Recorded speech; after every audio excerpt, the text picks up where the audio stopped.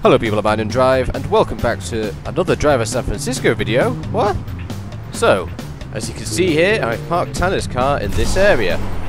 This area is very strange. As you can see here, when I shift, you can't actually hover over it.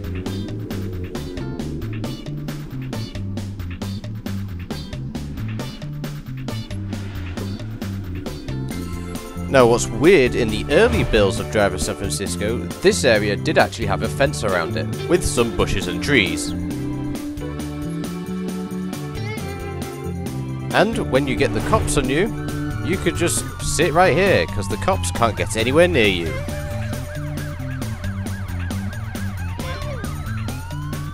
And if you want to know where it is, this is the location on the map.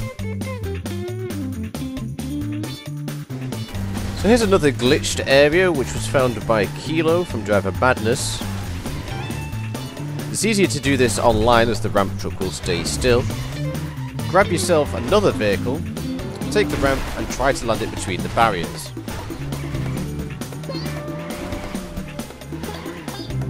Then drive down the middle towards the bridge and you should fall underneath the map. You should also land on this. Now, this is the only section you can really just drive about on, because if you go too far back,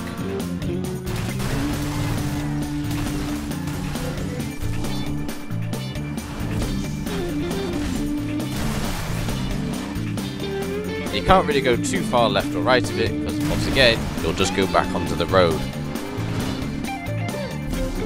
But still, the perfect hiding place from Jericho. Next, we're going to be taking a look at a couple of cutscene errors. I'm coming for you, Jericho. You hear me? And this one takes place just before the start of this mission. And normally, the cutscene will play something like this.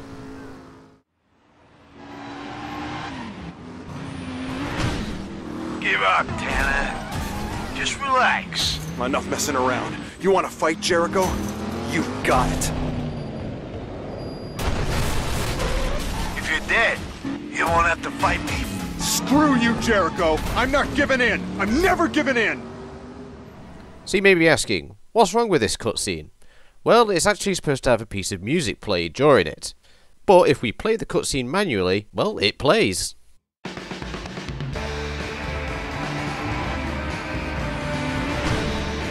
up, Tanner. Just relax. Enough messing around. You want to fight, Jericho?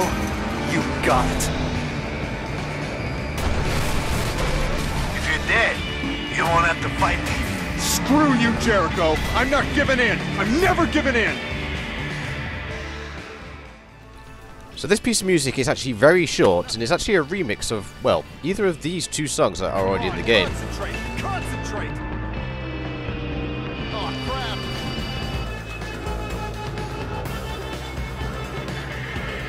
The next error that occurs in a cutscene is actually in one of the previously on Driver San Francisco cutscenes. What I'll do is let it play and see if you guys can spot it for yourselves first. If Jericho can do this too, see the world how I see it, shift into people, control them, then how the hell am I going to stop him?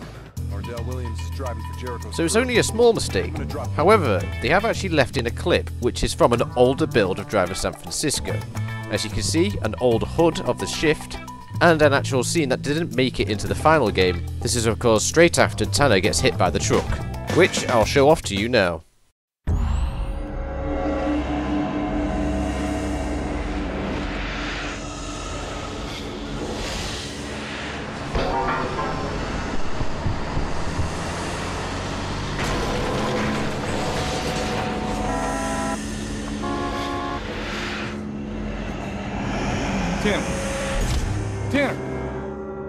Tanner! Tanner's next line also makes a bit more sense than compared to in the final game. Man, I got no idea how we lived through that. Saw where he went. In case you didn't know, garages were one of the last features to be added to the game. In early 2011 game builds, they had garages, but they were only partially completed, as you can see here.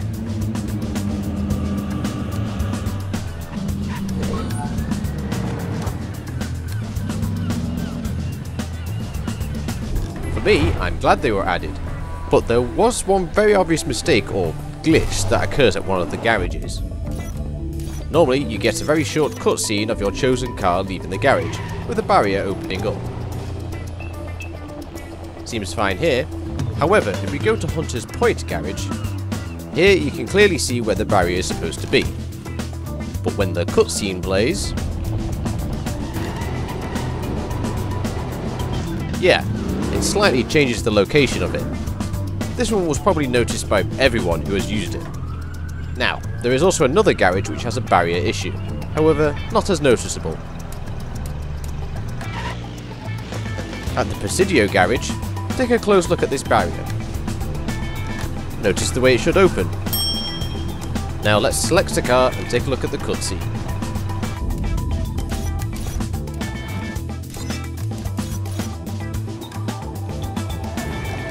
For some reason, it opens up the opposite way. These barrier glitches aren't anything major, but still make you go, huh? Finally, we're going to be taking a look at vehicle lights. For this first part, it's about cop lights. As you can see, the light bar on this cop car has white lights between the red and blue ones. And when we turn the light bar on, they aren't used. However, at one point in development of Driver San Francisco, they were used. As you can see, they can be seen flashing along with others in certain trailers. However, it appears that for the prison van, they've been left on. And last but not least, we're going to be taking a look at the Ford Crown Victoria, the civilian version. Notice anything about the lights? That's right, they don't work. You can't even get them to turn on using a mod menu. Both taxi and police versions have lights though. One thing I noticed in the early build garage footage given to me, there was a civilian Crown Vic driving around, and I saw that they did actually originally work, which shows that this must have been an oversight in the end.